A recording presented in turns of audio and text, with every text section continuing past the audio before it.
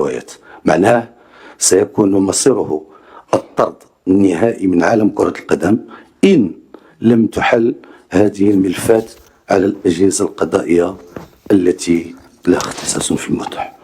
فالبؤساء المحسوبين على كرة القدم الذين استغلوا هذا الحدث كيفما كان شأنهم وكيفما كان منصبهم وكيفما كانت مسؤوليتهم لن أتوانى شخصيا وأنتم معكم في اتخاذ كل الإجراءات الصارمة في حقهم في أقرب الأوقات.